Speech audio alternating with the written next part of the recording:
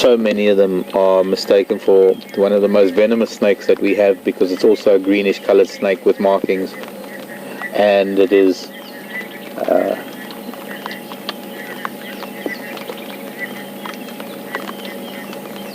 sorry, just my thoughts were interrupted there.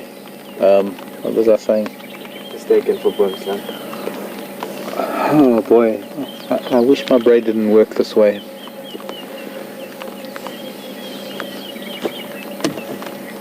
Often mistaken for boomslang, people kill it. Yes, well, I suppose that's what I was trying to say.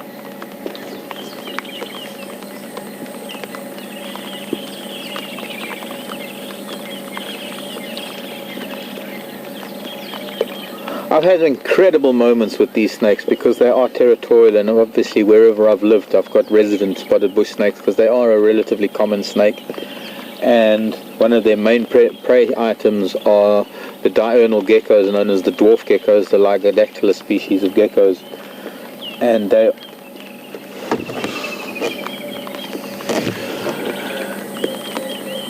sorry, I've listened to the radio.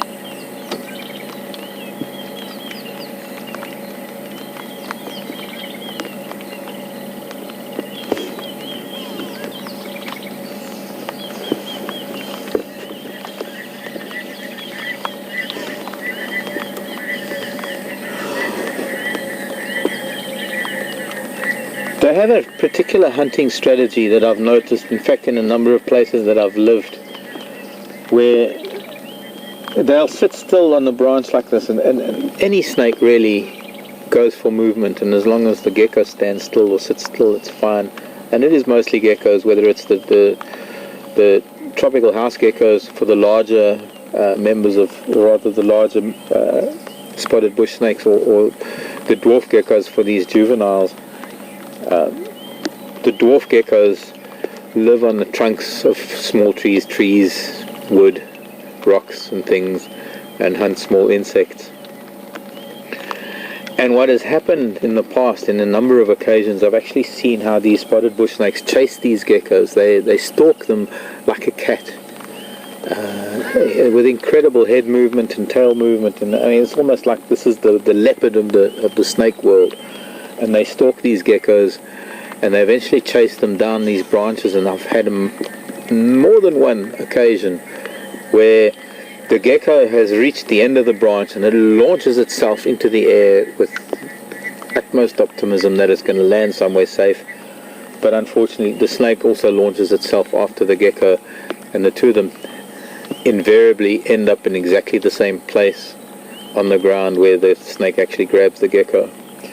And one of the most incredible moments with geckos and spotted bush snakes was a moment around the pool of our camp in Tanzania, in Salou, Tanzania, where I had a resident spotted bush snake that we could see regularly hunting geckos on the shade cloth that covered the pool, and would entertain guests during the day. And it was the same bush snake that would come to our reception area, and we even had moments when guests were checking in.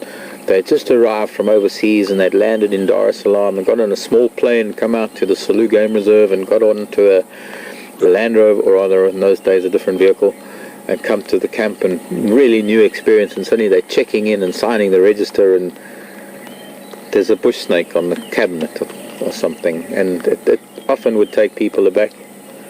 But one of the most amazing moments was when this gecko landed, flying out of a tree, landed at my feet. And whether it considered my legs as a tree trunk or what, but it ran circles around my legs with the snake after it, and the snake finally got it right next to my foot, and the gecko actually turned around, and in thinking it was biting at the snake, actually the gecko grabbed hold of my baby toe, and I had the snake that was holding onto a gecko, and the gecko was holding onto my baby toe, and I just had to stand there until it sort of played itself out. It was quite an incredible moment.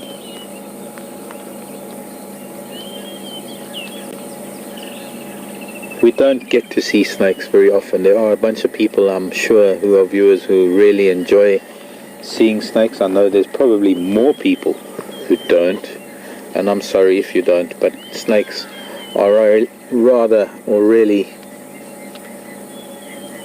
one of the most incredible creatures. To be able to survive in an environment with so many predators and so many obstacles, having no limbs at all, merely teeth and body mass, body muscle. It yawned. I saw they yawn. Didn't know snakes yawned? No, they do. But also they realign their jaw sometimes. I'm not sure if it has eaten anything. Looks like it's moving on with its hunt. It's warming up nicely. And we're going to lose it soon. I can only hope that we can stay with it for a little while.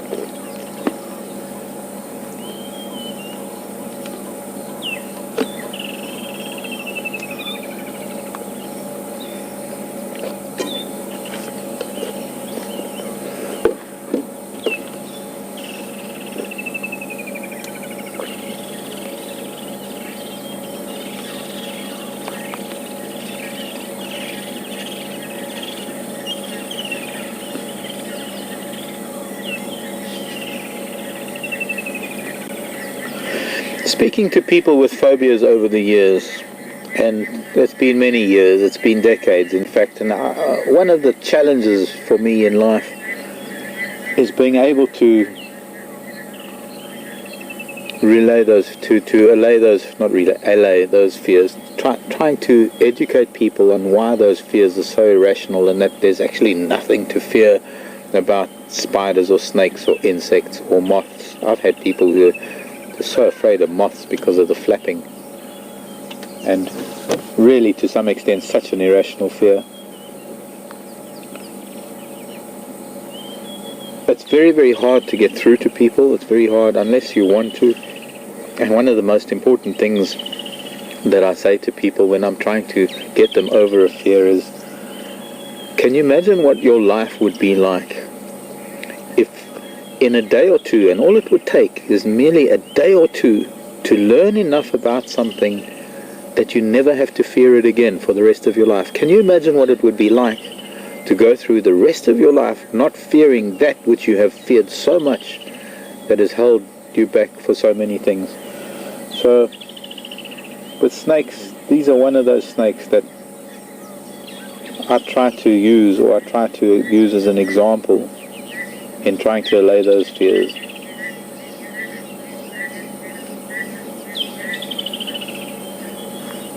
And I'm hearing impala snorting. We've got a beautiful afternoon ahead of us. Let's leave this snake. Have you still got it? Yeah. I've lost it. Turned around for a minute. Okay, we'll wait a little bit. Doing a little weird wiggle. The wiggle is the hunting. The wiggle is getting different three-dimensional views of what's in front of it, to see if there's any movement, to see if there's anything to hunt. And if a gecko stayed still, it wouldn't see it, but if a gecko moved, boy, that snake would be there in a flash. Unfortunately, not getting it coming through on my monitor right now. I've lost it as well. Okay, well, it might be a good idea to leave it be, unless, let's try something. I can see it. See, I didn't want to approach it when it was sitting out in the open, because then you have no idea how fast these snakes are. When they're troubled, when they need to get away from something, and they're in a tree like this, they can fly through these branches. They are so agile in the trees. They are arboreal snakes. But maybe, where are you, Charles? It's around, right? We've gone into that zebra wood yet. Almost. There's a bit of a... Ah, there, I just saw a branch move, so that must be where it is. No, it's gone into the recent on the far side. There? Yeah. No, something moved here. See, I missed it.